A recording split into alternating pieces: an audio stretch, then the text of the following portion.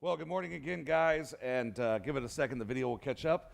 And we are still in this series called Thank You Notes, and really, it's kind of leading us up into Thanksgiving. And we've been talking about a few things. And last week we talked about This week we're talking about envy, and last week we talked about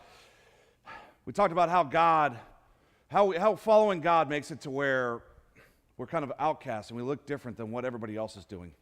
Last week, this culture now says that we're supposed to want to go get more. We're supposed to go out and grab different things. We're supposed to continue to be looking and going out and trying to acquire goods. That's what this culture says today. Our culture says that, and really, it's not that case. God gave us this want to pursue Him, and we've turned it into this want to pursue goods. We just kind of need to change it a little bit. You know, this week, as I said, we're talking about envy. And in the next couple of weeks, after we get done, next week we're going to talk about provision, and then we're going to go into this series called Hope for the Holidays. A lot of us, we have to remember is that the number one thing that kills people during this time, right after we get through Thanksgiving, is this depression. People start getting lonely. They're like, what happened? What's going on?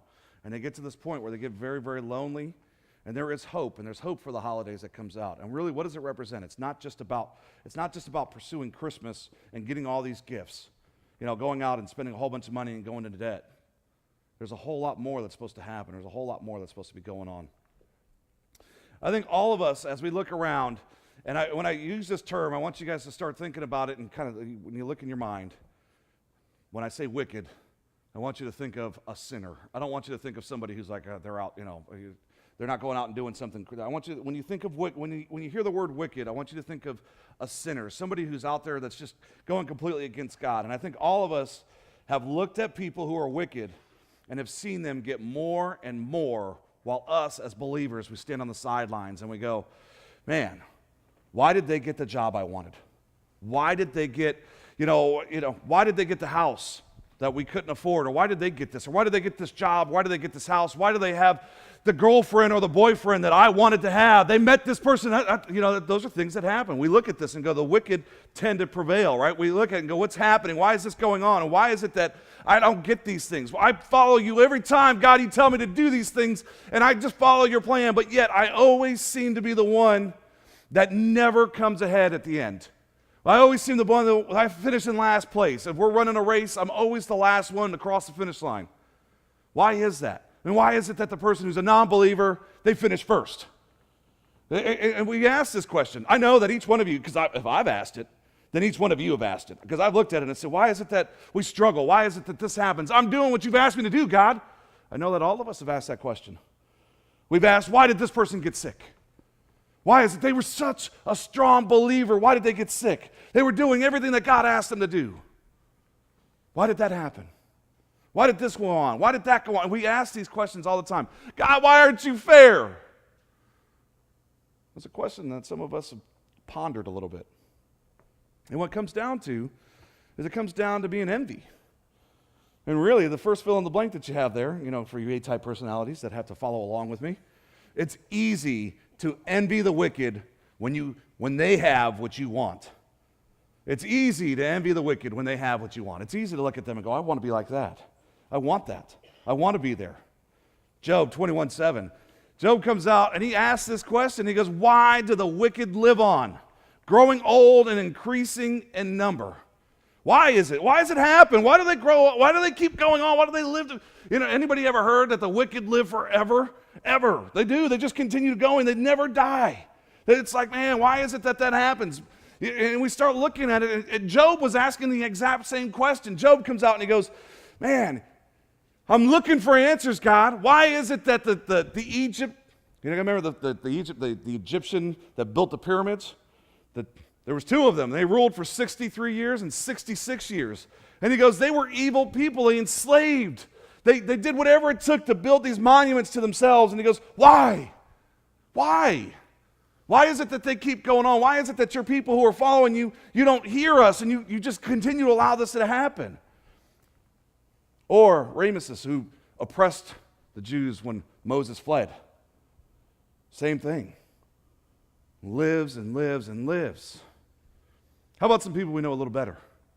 Maybe some names that you've kind of heard. Some names of unbelievers. You go, maybe you've heard the name Confucius.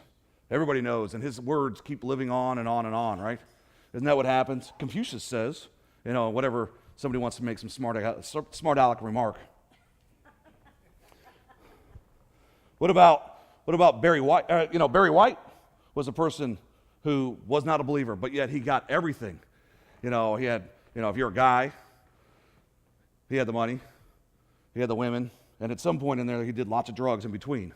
Those things happen. And his voice still lives on, right? We all hear it, and we go, that's Barry White.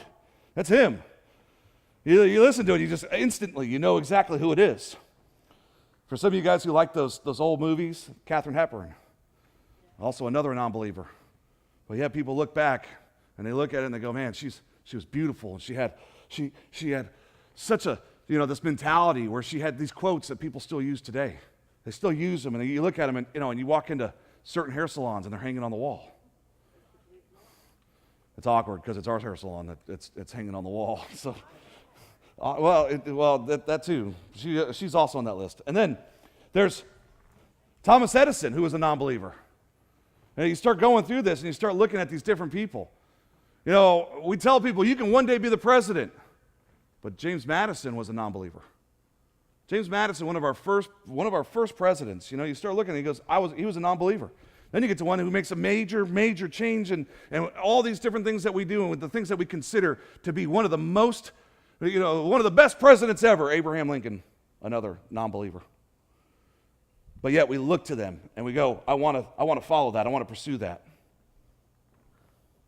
Brad Pitt. Of course he's a non-believer. Look what he's chasing around with. No kidding. Morgan Freeman. The guy who once played God in a movie is a non-believer. Morgan Freeman is a non-believer for you guys, because I'm hearing, really? Yeah, Morgan Freeman, who once played God, is a non-believer. What is envy? A feeling of discontent with regard to another's advantages, success, or possessions. When you go back into and you look at, in the Hebrew translation, it's qanah. To be jealous or zealous. To look at it and go, I want that. I want that. I got to have it. It's used 32 times in the Old Testament. And usually when it's used, it's not in a good sense. It's not one of these things that are like, I was jealous for this. No, I'm jealous of them. It says, and we're going to be in Psalm 73. So you can open up there. We're going to spend the rest of the time in Psalm 73. In Psalm 73:3, it says, for I envied the arrogant when I saw the prosperity of the wicked. I envied them. And when you read this prosperity that they see, this prosperity that he's talking about, it was like, if you look down at the bottom in your Bible, you get down there's a footnote. And they removed that footnote from the Bible. They changed what it says. They removed it because they said, we can't put this in yet because it talks about death. But it says, that's what he comes out and he goes, even in death, they are happy. Even in death, they continue to live. Death comes easily to them. Isn't that kind of one of those things that we look at? That as believers, we fear. As believers, we go, where am I going? What direction am I going? Am I going up? Am I going down? As believers, we look at it and go, there's confusion. It's like, oh, what's going on? Well, death comes easy to the people who are non-believers. They just know, I'm going down. It's simple as that. I'm getting on the express train down. They know what direction they're going. Well, for us, it's like, death doesn't come easily to us. It doesn't. It's like one of these questions. It's like, how do we get there? And look, if you open it up, look at the footnote down there. It says we took it out because we didn't want people to look at this. We didn't want people to see death so early in the Bible. Like Job and this psalm, envy can make us question God. In 73:11, they come out and they say, how would God know? Does the Most High know anything? Is that a question that we would answer? Is that something that you would throw out there right now? Are you going to throw it out there? How do you know God? Do you know? You don't know nothing. That's not a question that we're ever going to throw out there. You're not going to go, yeah, you'd be afraid. That's what would happen. You throw that out there and be like, please don't strike me dead right now. That's what would happen. It's as if they're mocking God. That's what happens. They just like literally come out as if they're mocking him. He doesn't know nothing. Nana, nana, boo, boo. You know, as little kids, that's how we do that to each other when we mock one another. This is exactly what they were doing to God at this point. Nana, nana, boo, boo. You don't know anything. You don't know what's going on with this. Surely in vain I have kept my heart pure, and I have washed my hands in innocence. All day long I have been afflicted, and this morning brings new punishments.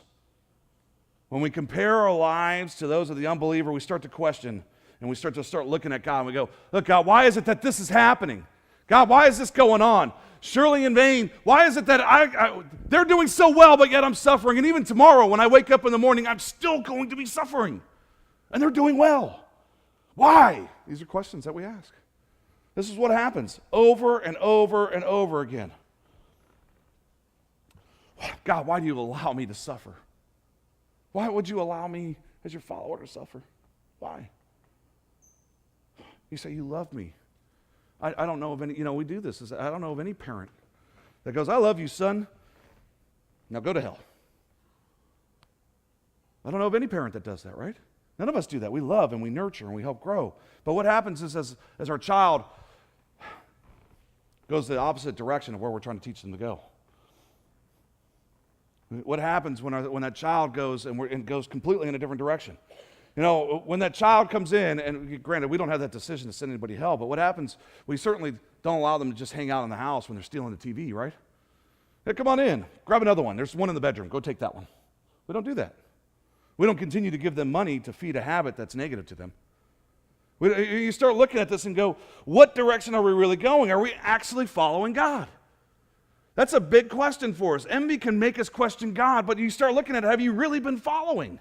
Have you been following along what his plan is for your life? Or have you just been kind of like, I'll skip along and maybe I'll follow the path and maybe I'll dodge it when I get a little uncomfortable, then I'll get back on it? Why do we get sick? Why do the good die so young? Why? Why didn't I win the lotto? That's a question that most people ask. People come out, God, why didn't I win the lotto? Because you don't play. How about that? I don't play the lotto. That's a guy I asked that myself. I go, why didn't I win the lotto this week? Oh, because I have to buy a ticket. But that's a question that people ask on a regular basis. Why did I win the lotto this week, God? Or he even has the people that go, if I won the lotto, they go, oh, God, please let me win the lotto. I promise. The first thing I would do with the money is I would give to my church. The first thing. Or, God, as soon as I get out of debt, I will do this and I will do that, and I will do this. Here's the question for you.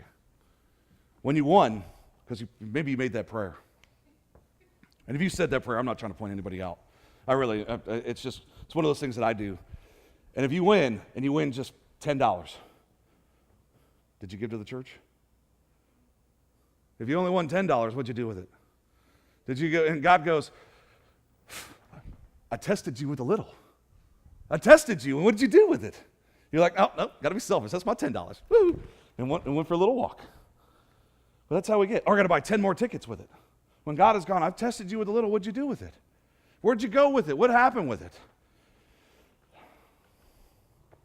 What happens is that we start realizing that when we come into God's presence, and being in God's presence will cure envy. Just being in God's presence will cure envy. When I tried to understand all of this, it troubled me deeply till I entered the sanctuary of God, and then I understood their final destiny. Till I walked in. When you think about this, when you walked into God's church today, when you walked into his house, you walked in and nobody in here was like going, how do I get over on somebody else in here? Nobody walked in here and goes, how am I going to make money off the people that are in the seats? How am I going to do this? How am I going to get to this point? That's not something that walks through. It's not like, hey, I got a sales call when I walk in here. That's not how we came in here with the expectation of being able to worship and help one another grow. We came in here to where we go, how do we get through this? How do we help one another grow into God's sanctuary? How do we help one another get into this? What we've forgotten is that when we walk out of here, is that we're in God's presence right now. You can feel it. It's thick. But when we walk out of here, we're still in God's presence, because where does God dwell in us? Not just when we're in God's sanctuary here, but he dwells inside of each one of us. His Spirit lives and dwells. He is always with us till I enter God's house, his sanctuary. But yet we walk out like, oh, God's presence isn't here. He's not with me. He's not. And what do? We go out, and as soon as we hit the parking lot,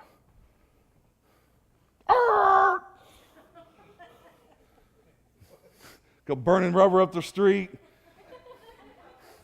You start speeding right up there. You get it to the next corner. You cut somebody off. You flip them off when they cut you off.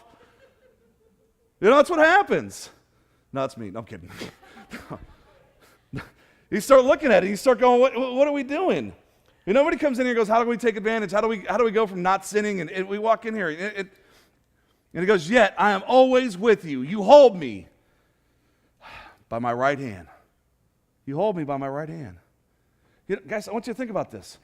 If you were standing next to God, and God was holding you with you had your right hand up here, right? And God's up there, and you're up here like this. Guess who's on the other side? Think about it.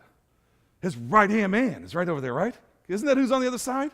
If you're being held by your right hand, the left hand, his right hand, is holding Jesus' hand. His right-hand man is right there. You're always in that presence. He's there. It's always there. We forget that so often, that they are there. They are with us. They are dwelling with us. And we just go, oh, if you're holding me by my right hand, I'm just completely lost. When we walk out the door, when we pursue him and we go, I want you here, and it even tells us, you guide me with your counsel.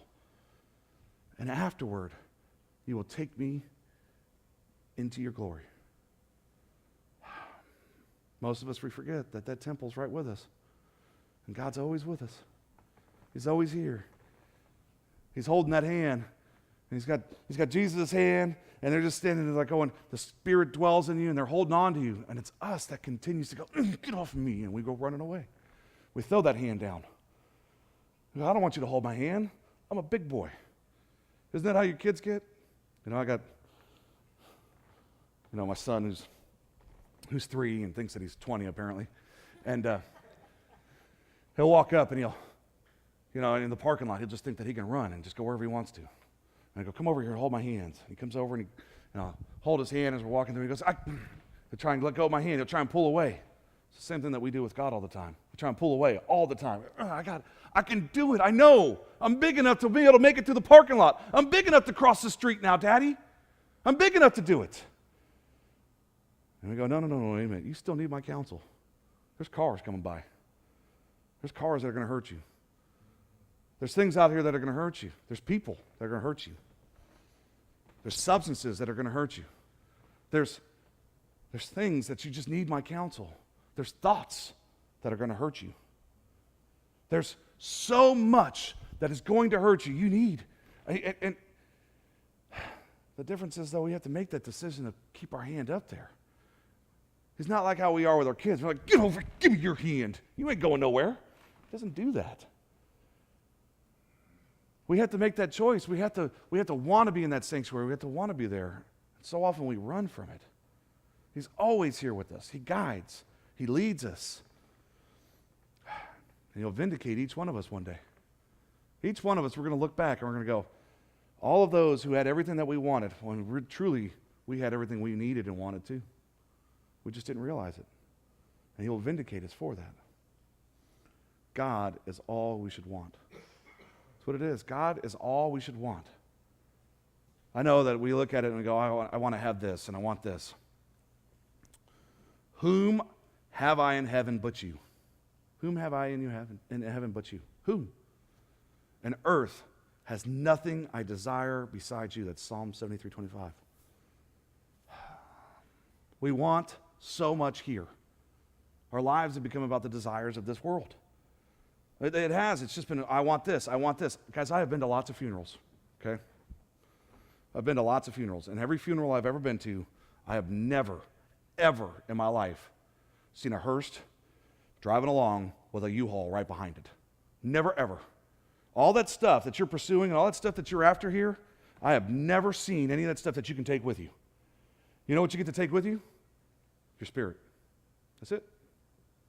That's all you take. Not that U-Haul for the stuff, Not that, well, maybe you've got a diesel truck. Maybe you got a big Ryder truck instead of a U-Haul. Maybe you got one of these things that's, it's a whole different thing. All that stuff's not going with you. It's staying here. Why do we pursue it? We're told life is just but a breath. Life is just but a breath. Here. Your life is just but a breath to God. It's over for you. Done. But us, we don't look at it that way. We go, no, I got to have all this stuff. I got to have this car. I got to have this person. I got to have this thing. I got to have this. We become so envious and we go, I want. Got to have this. Got to have that. We've lost what it truly means to follow and to want God. We have filled everything with different possessions, all these possessions, and we go, and we've forgotten how to fill it with God and His presence. We've forgotten how to fill that hole that we go, how's this going to, because guys, I'll tell you, is that I've bought lots of stuff too, and I still feel empty. I feel empty after I buy it. It's like, what am I still pursuing? What am I after? I was sharing a story with somebody this week, and as we were sitting there, and I said, I remember, Melissa and I used to be fairly well off. We had the nice home, we had the nice cars. We were doing well. And you look at this, and people were envious of us. They were until it all came crashing down. But when it came crashing down, it was like one of the best things for us. Because when we had nothing, we still had God. When we had nothing, we still had God, and He was there, and He goes, I'm here. And that's what we latched onto, and that's what we pursued. And that's when happiness came out. Our relationship grew so much. Our relationship with one another, our relationship with God, it just grew, and it grew, and it grew. To go from having everything that you wanted, you go to this point, you go, I want that, you buy it. To, I want that, I don't need that though. God didn't provide for that. He didn't give me the provision to get it. In the end, what are you taking with you? Now, I'm going to tell you this right now. God knows we're going to fail. He knows it. He even tells us right here. He says, and the psalmist comes out and says, my flesh and my heart may fail, but God is the strength of my heart and my portion forever. God knows we're going to fail. He knows we're going to have desires. We're going to have wants. Come on, women. You've seen it. You've opened up the firefighter calendar, right?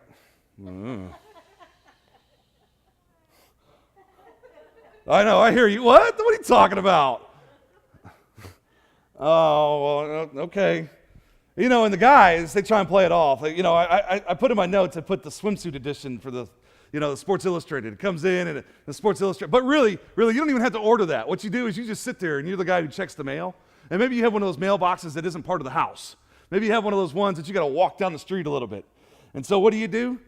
Oh, that Victoria's Secret catalog comes in. You're like, ooh, let me flip through this. There ain't nothing in there for you. They don't have, what's in there for you? I mean, you look at it and go, wow, that's nice. That's nice. What are you really looking at? It's the same thing. My wife's looking at me, what are you looking at? We're not on that mailing list. That's But you start seeing this, and you start seeing what happens. We're going to fall to this temptation. That's what happens. Guys, we're visually stimulated. It's going to happen. It's going to happen. And women, you are too. Just a little differently. And you hide it really well. That's what you're just really good at hiding it. You're like, ooh, that looks good, but I better not say a word because he'll use it forever.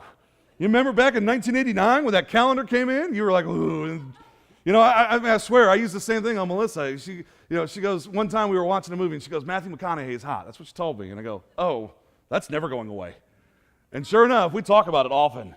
8 years later, she's like, I don't even like him anymore. It doesn't matter. You thought he was hot at the time.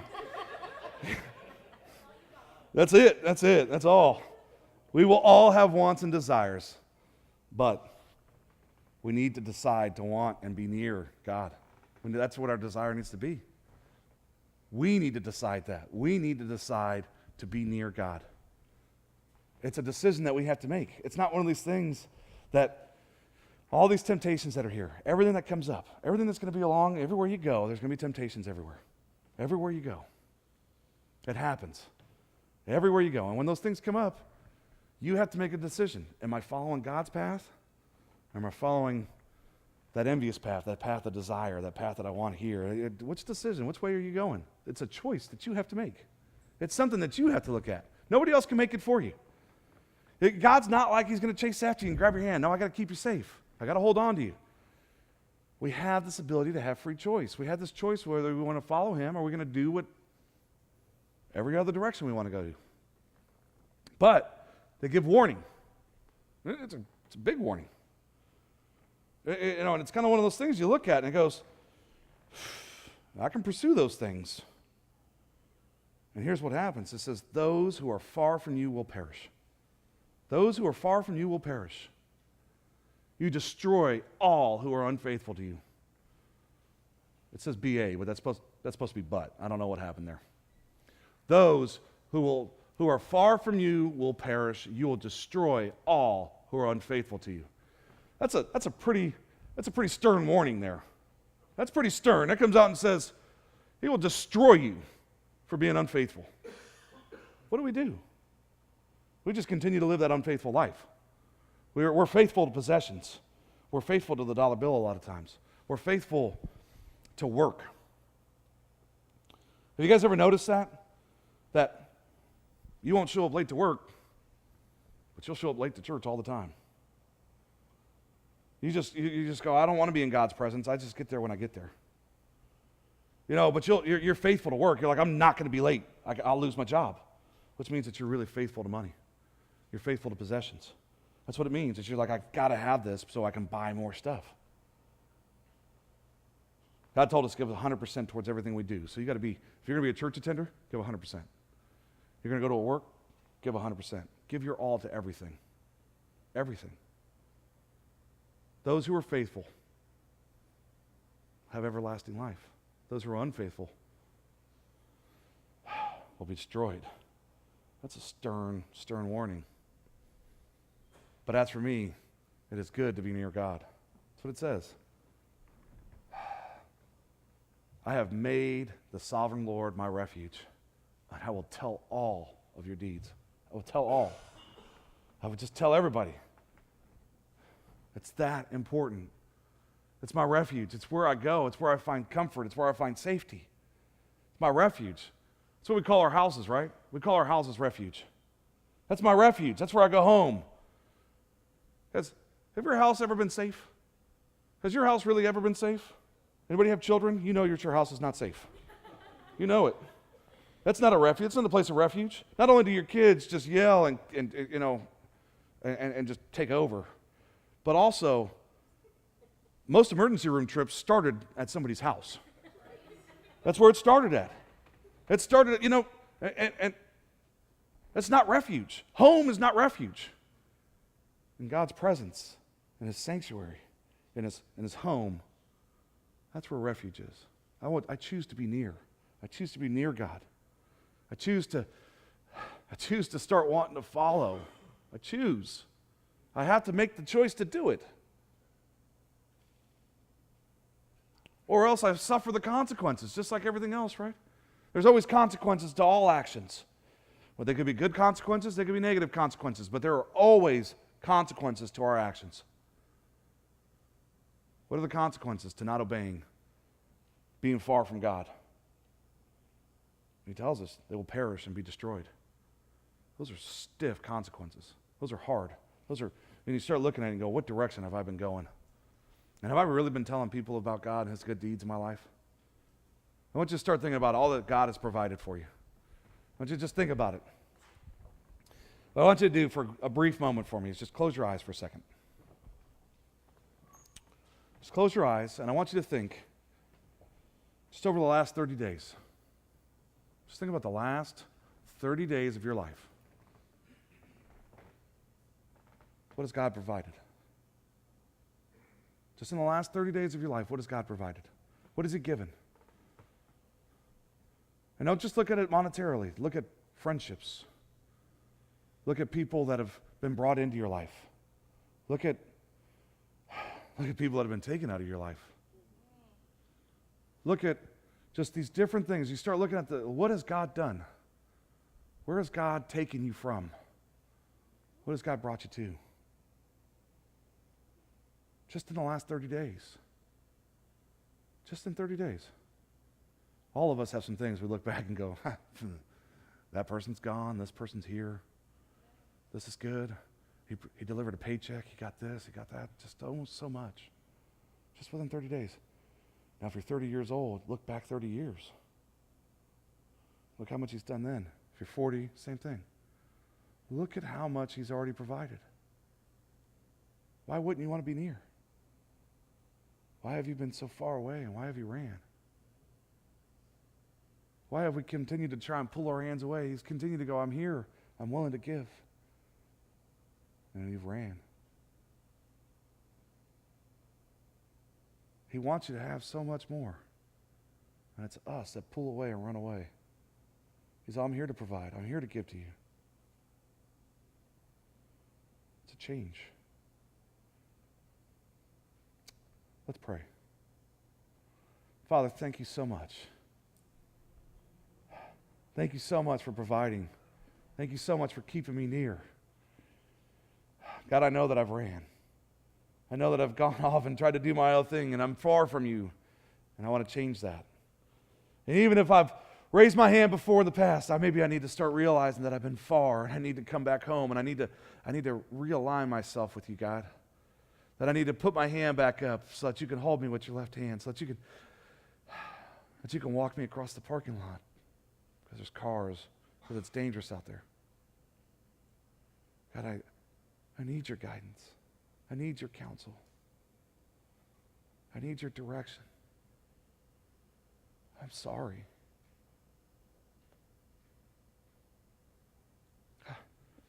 I'm ready to just start following. I'm ready to start pursuing you. I'm ready to start being guided by you. And I'm thankful for all that you've already done. I'm excited to see what you're going to do through each one of us.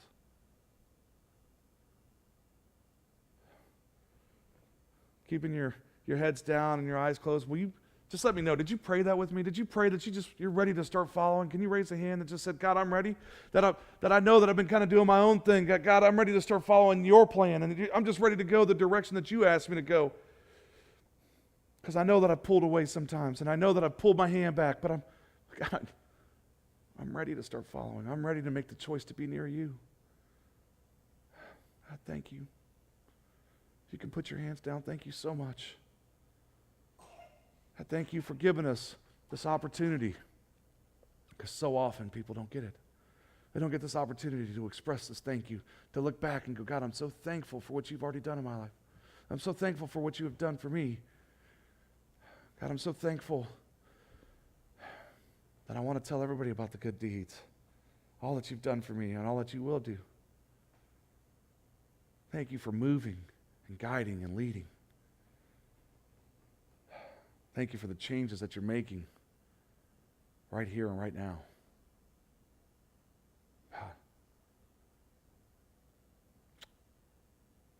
And all this that we pray in your Son, Jesus' name, amen.